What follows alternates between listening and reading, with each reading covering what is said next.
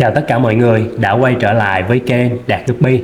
Trong video hôm nay, mình sẽ chia sẻ tất tần tật những thông tin cơ bản và cần thiết nhất về cá bảy màu, giúp các bạn mới chơi có thể hiểu rõ, chăm sóc cá dễ dàng và đặc biệt tránh được những sai lầm không đáng có ha. Đến với mẹo đầu tiên, cá bảy màu ăn gì? Câu hỏi đầu tiên mà rất nhiều bạn mới chơi thường thắc mắc đó là cá bảy màu ăn gì, đúng không? Thật ra cá bảy màu rất dễ ăn, nhưng để cá phát triển tốt và khỏe mạnh và lên màu đẹp thì các bạn nên chọn những loại thức ăn chất lượng cao như Artemia nở, cám thái 3/5 loại vừa, trùng chỉ sống hoặc thức ăn đông lạnh là điển hình như là cái con trùng huyết đông lạnh. Ngoài ra bạn nên bổ sung thêm thức ăn tươi sống hoặc đông lạnh định kỳ, vì chúng giúp tăng sức đề kháng và kích thích cá ăn mạnh hơn. Bên cạnh đó, cây thủy sinh cũng đóng vai trò cực kỳ quan trọng. Điển hình như là cây rong đuôi chó anh em hay thấy ở trong trại mình cho vào trong hồ cá đó, giúp hồ cá sinh động và đẹp hơn, tạo không gian trú ẩn cho cá con khi mới sinh, hỗ trợ hệ vi sinh phát triển tốt, giữ nước trong hồ ổn định. Về độ pH, cá bảy màu thích hợp nhất với môi trường nước có pH khoảng 7.5. Nếu bạn dùng nước giếng mà pH nó thấp thì có thể tăng pH bằng cách bỏ thêm san hô vụn vào hệ thống lọc hoặc dưới đáy hồ. Đến với mẹo thứ hai, ánh sáng ảnh hưởng đến sức khỏe cá như thế nào? Ánh sáng đóng một vai trò rất quan trọng trong việc giúp cá duy trì nhịp sinh học ổn định khi được chiếu sáng đầy đủ. Cá ăn uống tốt hơn, di chuyển linh hoạt hơn, sinh sản dễ hơn và đặc biệt là màu sắc của cá sẽ lên rực rỡ hơn. Ngược lại, nếu thiếu ánh sáng hoặc ánh sáng quá mạnh, cá sẽ yếu, giảm sức đề kháng và dễ mắc các bệnh liên quan. Nếu đặt hồ ngoài ban công hoặc gần cửa sổ, bạn có thể tận dụng ánh sáng tự nhiên. Còn nếu đặt trong nhà, bạn nên sử dụng đèn LED chuyên cho cá, bật khoảng 8 đến 10 tiếng trên một ngày là hợp lý. Đến với mẹo thứ ba, nguồn nước nào nuôi cá bảy màu tốt nhất? Có hai nguồn nước phổ biến để nuôi cá bảy màu. Thứ nhất là nước giếng. Ưu điểm là không chứa calo và rất tự nhiên, cá bảy màu rất thích. Tuy nhiên, bạn vẫn nên trữ nước ít nhất 2 đến 3 ngày trước khi sử dụng để đảm bảo an toàn. Vì nước giếng mới được bơm từ dưới lòng đất lên, nhiệt độ của nó sẽ thấp hơn rất là nhiều so với nước ở trong hồ cá chúng ta đang nuôi. Thế nên là mình phải trữ nhé. Còn nếu mình châm vô trực tiếp luôn thì sẽ làm cho cá bảy màu của chúng ta bị sốc nhiệt.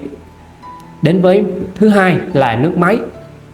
Đây là lựa chọn bắt buộc với những nơi không có nước giếng hoặc nước giếng bị phèn. Tuy nhiên, nước máy có chứa calo, chất khử khuẩn nhưng lại gây hại cho cá. Vì vậy, bạn cần sủi oxy mạnh để đẩy calo bay hơi nhanh, phơi nước ngoài nắng 1 đến 2 ngày hoặc sử dụng thuốc khử calo chuyên dụng. Nhưng mà đây chỉ là nếu trong trường hợp cấp bách thì chúng ta mới sử dụng thuốc khử bay calo. Còn nếu với bình thường thì chúng ta sẽ sử dụng những cái phương pháp thủ công như là sủi oxy hay là phơi nắng nha. Tại vì thuốc thì chúng ta phải hạn chế sử dụng. Đến với mẹo thứ tư, cá bảy màu sinh sản như thế nào? Cá bảy màu có thể sinh sản sau khoảng 30 ngày kể từ khi thụ tinh. Để duy trì được cái việc cá bảy màu nó sinh sản đều đặn thì bạn phải chăm sóc cá bảy màu tốt, như là tạo một cái môi trường lành mạnh cho cá nè, thay nước hút cạn thường xuyên và cho cá ăn những thức ăn có đủ chất dinh dưỡng. Bạn có thể nuôi cá theo cặp, một trống một mái hoặc trio là một trống hai mái. Nhưng mình thấy tốt nhất để cá mao có bầu thì chúng ta nên nuôi theo cặp là một trống và một mái nha. Nếu bạn muốn giữ được gen và màu sắc giống như bố mẹ, hãy nuôi riêng từng dòng cá, đừng có để lẫn lộn. Một mẹo nhỏ để phân biệt cá mái sắp đẻ: hãy dùng đèn pin soi vào vòng hậu môn của cá mái. Nếu thấy rõ mắt cá con, hãy tách cá ra ngay và đặt vào khu vực yên tĩnh. Bạn nên sử dụng lồng đẻ để cá mẹ không ăn mất cá con sau khi sinh. Cuối cùng, trong cái khoảng thời gian cá bảy màu mà nó đang lớn, đang phát triển thì chúng ta sẽ thấy được những chú cá bảy màu nào đạt tiêu chuẩn và không đạt tiêu chuẩn. Ví dụ như nó nhỏ, nó đẹp trong bầy, hay là màu sắc nó lên chậm thì những cái chú cá đó là gen nó không có trội. Mình sẽ loại nó cho ra ngoài hồ thủy sinh và sử dụng thêm lọc bio để giúp cho cái hồ cá của chúng ta nó trong sạch và hệ vi sinh nó ổn định. Mình thấy lọc bio là tốt nhất dành cho cá bảy màu rồi, vì nó sử dụng bằng hơi oxy, thế nên là không có mạnh lắm. Còn cái lọc mà cắm điện có cái motor quay chạy trực tiếp trong hồ luôn ấy, thì nó sẽ tạo ra cái dòng chảy rất là mạnh và dễ làm cho cá của chúng ta bị đuối sức nè, hoặc là bị hút vô bên trong cái lọc luôn. Đến với mẹo thứ 5, các bệnh thường gặp ở cá bảy màu. Một số bệnh phổ biến gồm có nấm trắng bám trên người, túm đuôi hay là bị lắc người. Cách xử lý rất là đơn giản. Nếu mà bạn phát hiện cá nó có cái dấu hiệu sớm nhất có thể là mình sẽ sử dụng muối hột. Lưu ý là muối hột chứ không phải là muối iốt, muối mà để chúng ta ăn ha. Chúng ta sẽ sử dụng theo một cái công thức như thế này. Một nắm muối hột sẽ bằng với lại 15 đến 20 lít nước để mà chúng ta xử lý. Và lưu ý trong cái quá trình mà chúng ta trị bệnh cho cá thì mình sẽ không cho cá ăn và hạn chế cho cá ăn nha. Nếu mà mình thấy nó đỡ hơn chút xíu rồi thì mình dặn thức ăn vô một ít để cho cá nó đủ sức để mà nó vượt qua bệnh tật. Đặc biệt là nếu bạn mua cá không có rõ nguồn thì phải chú ý cá rất là kỹ, vì nó dễ bị cái con trùng mỏ neo cái đó là rất là nguy hiểm nếu mà mình đem về mình nuôi ở trong trại của mình hay là nuôi trong nhà của mình, thì nó sẽ lây lan cho những cái con cá xung quanh, hoặc là thậm chí là lây lan cho những cái hồ xung quanh luôn.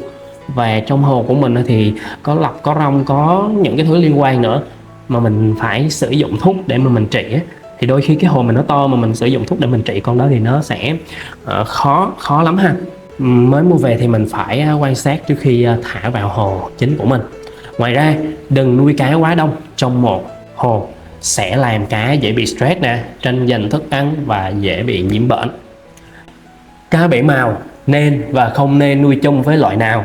Cá bảy màu là loài cá ôn hòa nên tránh nuôi chung với các loài cá hung dữ như là xê can, hồng két, cá trê, những cái loại cá săn mồi. Các loại có thể nuôi chung như là cá nê ong, mô ly, đuôi kiếm, tép cảnh, ốc táo và những cái loại cá nhỏ khác. Nhưng nếu bạn ưu tiên nuôi cá bảy màu làm chủ đạo thì hạn chế nuôi quá nhiều loài khác để tránh ảnh hưởng môi trường sống và cạnh tranh thức ăn. Cho cá ăn như thế nào là hợp lý? Nếu bạn đã đầu tư thức ăn chất lượng cao như kém thái, trùng chỉ hay thức ăn đông lạnh thì nên nuôi chuyên cá bảy màu sẽ hiệu quả hơn, bởi vì nếu nuôi chung với nhiều loài cá khác thì sẽ phải tốn nhiều tiền thức ăn hơn và khó kiểm soát lượng thức ăn dư thừa nè, dễ làm hồ nước bị dơ. Theo kinh nghiệm cá nhân của mình, hồ cá guppy đẹp nhất là khi chủ yếu nuôi guppy và phía dưới đáy nuôi vài con ốc táo, hoặc là mình thả mấy con tép nhỏ vào để nó dọn thức ăn rơi vãi dưới đáy hồ nè, vừa sạch hồ và làm cho cái hồ của mình nó càng sinh động hơn. Đến với mẹo thứ 8, làm sao để nuôi cá bảy màu lên màu đẹp và cái khung vây đuôi body của nó đẹp nhất. Nếu mình muốn nuôi lên một con cá bảy màu đẹp thì bạn phải đảm bảo không nuôi chung với loài cá khác gây cạnh tranh môi trường sống, nuôi theo chế độ chuyên nghiệp như là ở trại cá của mình. Một cái mẹo cực kỳ đơn giản nhưng hiệu quả mình chia sẻ với tất cả mọi người là mình cứ tính như thế này: một chú cá bảy màu là bằng với 1 lít nước. Đây là một cái tỷ lệ lý tưởng. Ví dụ hồ của bạn có 30 lít nước thì bạn thả 30 con cá là đẹp nhất. Khi mật độ vừa phải, cá sẽ không bị stress, không dành oxy hay thức ăn. Cũng nhờ vậy mà màu sắc form dáng và vây đuôi cá sẽ phát triển lên đẹp tối đa luôn. Tiếp theo chúng ta sẽ đến với mẹo thứ 9, cách chọn giống để duy trì dòng cá đẹp. Muốn cá khỏe mạnh và đàn con chất lượng, bạn phải chọn lọc kỹ cá giống ngay từ đầu. Hãy chú ý đến các đặc điểm như sau: body cá nó dày và nó lực, dài và khỏe khoắn, bơi nhìn rất là linh hoạt Màu sắc thì rực rỡ và rõ nét. Đối với những dòng cá có hoa văn ở thân hay là hoa văn ở đuôi thì mình phải chọn cho nó rất là kỹ.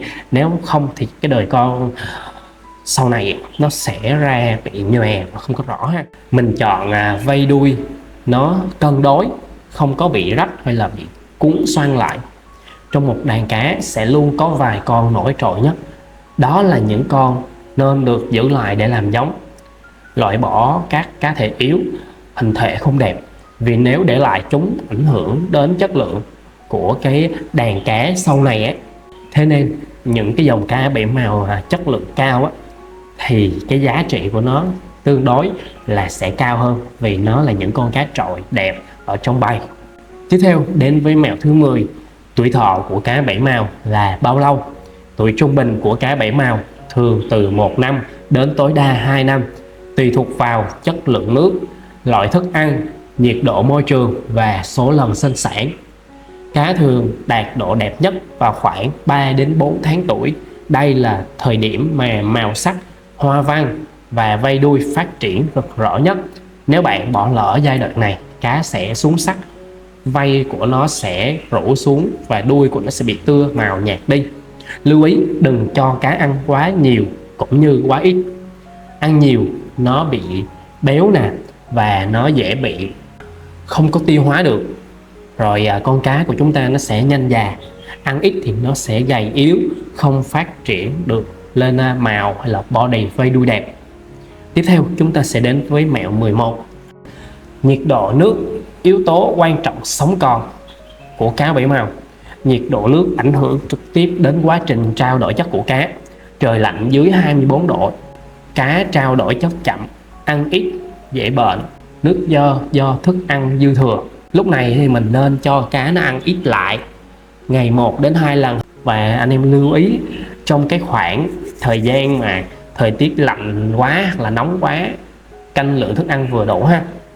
Nhiệt độ lý tưởng để nuôi cá bảy màu khoảng 26 đến 27 độ C, tương đương với 78 đến 80 độ F.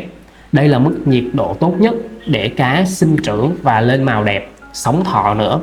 Trời nóng cao hơn 30 độ C, cá nó ăn rất là nhiều, nó lớn nhanh nhưng nó cũng chết nhanh và nó dễ bị tưa vây, tưa đuôi. Cá chỉ đẹp ở trong một khoảng thời gian ngắn và nó xuống sắc nhanh. Thế nên là trong cái trời nóng quá, cá nó muốn ăn nhiều á, nó đòi ăn nhiều thì các bạn hãy cho nó ăn vừa phải thôi.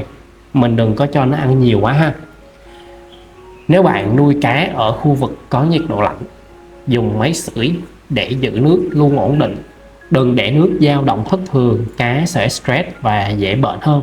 Vậy là mình vừa chia sẻ xong tất cả những kinh nghiệm và kiến thức cơ bản để nuôi cá bảy màu, từ cách chọn thức ăn, nguồn nước, ánh sáng, sinh sản đến cách giữ màu sắc và tuổi thọ cho cá. Mình hy vọng những thông tin trong video hôm nay sẽ giúp các bạn mới chơi có thêm tự tin, tránh được những sai lầm ban đầu và nuôi được những chú cá guppy khỏe, đẹp và đẻ tốt ha. Nếu thấy video hữu ích, hãy like, share và đăng ký kênh Đạt Guppy để mình có thêm động lực ra nhiều video hơn nữa trong thời gian tới. Hẹn gặp lại mọi người ở video sau. Chúc cả nhà một ngày thật vui vẻ và hồ cá luôn rực rỡ. Bye bye!